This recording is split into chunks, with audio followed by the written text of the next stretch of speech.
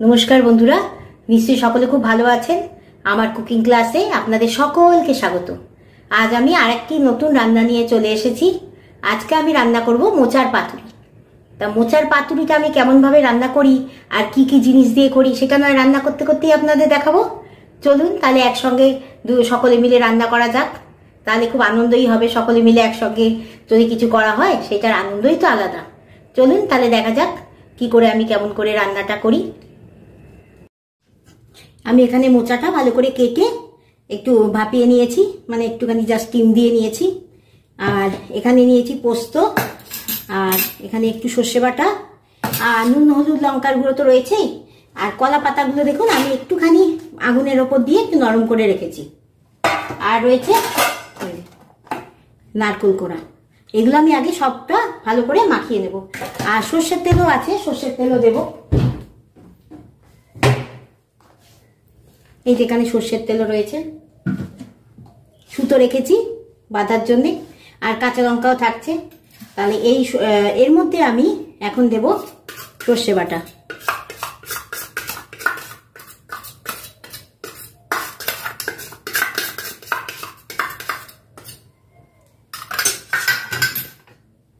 আর দেব পোস্ত বাটা।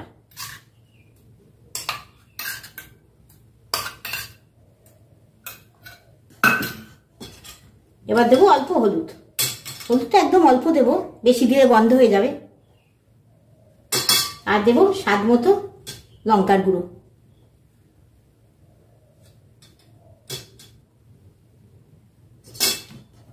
এবার দেব আমি নুন।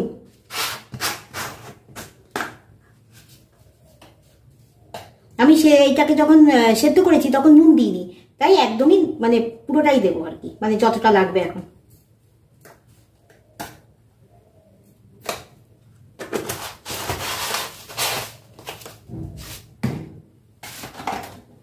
এবার দেবো আমি এর মধ্যে নারকেল কোড়া। এখানে অর্ধেক মালা নারকেল আছে, মানে অর্ধেক নারকেল।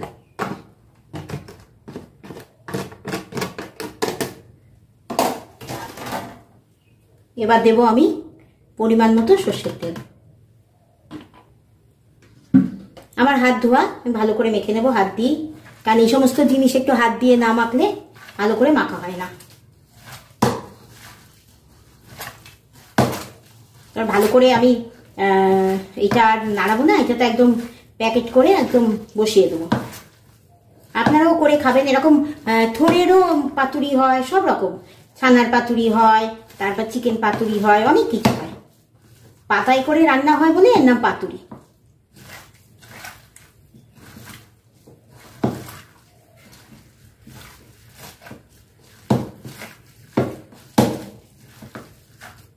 আর যেহেতু মোচাটা একটুখানি সেদ্ধ করাই আছে, তাই বেশিক্ষণ আর লাগবে না, অল্পক্ষণ দিলেই হয়ে যাবে। আমি বাদ বাকি পোস্তটাও দিয়ে দেবো। নুন আর ঝাল আপনারা স্বাদ মতো দেবেন। আর সর্ষেটাও দিয়ে দিলাম, এইটুকুনি আছে।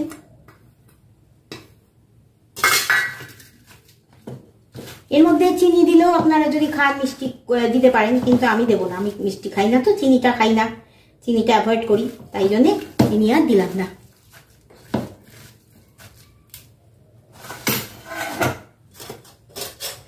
একটু ফাঁকা করে নিই, না তো অসুবিধা হবে।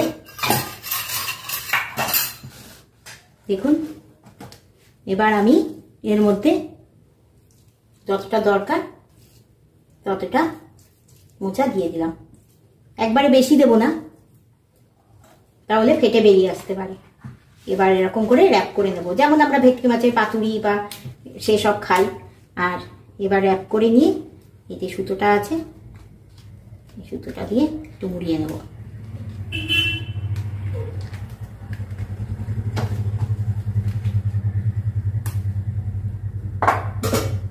তার না একটু ভুলে গেছে, একটুখানি এর মধ্যে লঙ্কাটা দিতেই ভুলে গেছি।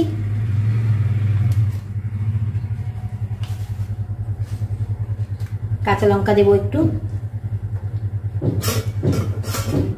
একটা করে কাঁচা লঙ্কা দিয়ে দেবো, দিয়ে তারপরে র্যাপ করবো।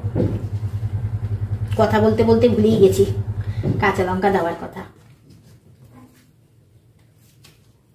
অবশ্য লঙ্কার গুঁড়ো দিয়েছি, তবু কাঁচা লঙ্কাটা প্রত্যেকটা রান্নায় বেশ আলাদা একটা সুগন্ধ দেয় এবং খেতেও ভালো লাগে। যারা একটু ঝাল খান, আমার মতো ভালোবাসেন যারা ঝাল খেতে।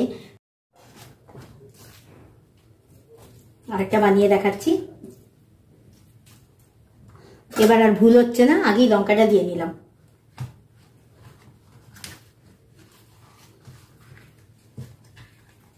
আমার এই পাতাগুলো একটু ছেড়ে নি বলে আমি একটা করেই পাতা দিলাম। যদি পাতা ছিঁড়ে যায় তাহলে আপনারা ডবল পাতা দেবেন। দেখুন কিভাবে করছি।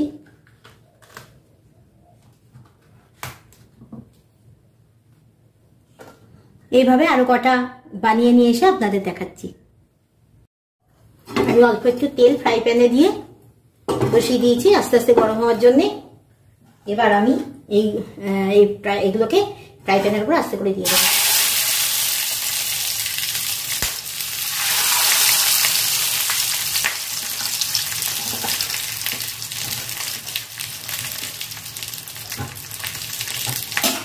একটু ঢাকা দেবো, আস্তে আস্তে হোক, কারণ ভেতরটাও তো ভাজা হবে। তাহলে একটু আঁচটাকে মানে গ্যাসের আঁচটাকে কমিয়ে একটুখানি ভাজা করার জন্য রাখলাম। এবার একটু উল্টে দেবো, দেখবো কেমন কতটা হয়েছে।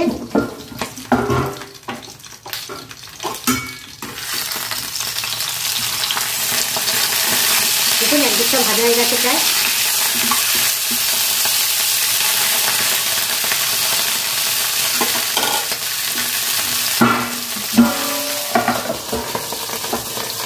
আবার একটু ঢাকা দিয়ে রাখলাম। এইভাবে আপনারা গঙ্গায় যে একদম কুচো চিংড়ি পাওয়া যায় না, যাকে ভাতি চিংড়ি বলে, সেরকম চিংড়িগুলো দিয়েও এরকম পাতুরি করতে পারেন। পাতুরি মানে হচ্ছে পাতায় করে যে রান্নাটা হচ্ছে সেটাই পাতুরি, তাই এর মধ্যে সবকিছুই দেওয়া যায়। আবার একটু তুলে দেখি উপরে ঢাকনাটা।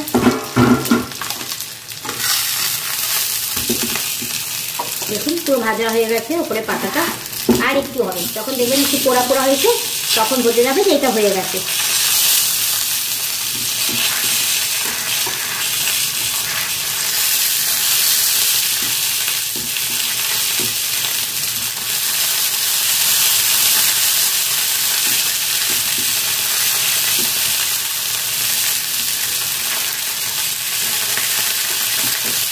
তাহলে একটু ভাজা ভাজা হয়ে যাক, তারপর নামিয়ে দেখাচ্ছি। মোচা পাতুরি রেডি, আমি সার্ভ করে ফেলেছি। ওপরে দেখুন কাঁচা সর্ষের তেল দিয়েছি, আর একটা লেবুর টুকরো রেখেছি, কেননা এটা তো ভাত দিয়ে খাওয়ার মতোই একটা আইটেম, তাই একটু লেবু হলে এই পাতুরি টাইপের আইটেমগুলো খেতে খুব ভালো লাগে। তাই জন্য একটু গন্ধরাজ লেবুর একটা টুকরো পাশে রেখেছি, আর কাঁচা লঙ্কা তো থাকতেই হবে। তা কেমন লাগলো এই রান্নাটা? যদি ভালো লাগে অবশ্যই লাইক করবেন, কমেন্ট করবেন, আর সাবস্ক্রাইব করে তো বন্ধু হয়ে পাশে থাকতেই হবে। সকলে খুব ভালো থাকবেন, সুস্থ থাকবেন। আজ আসি, নমস্কার।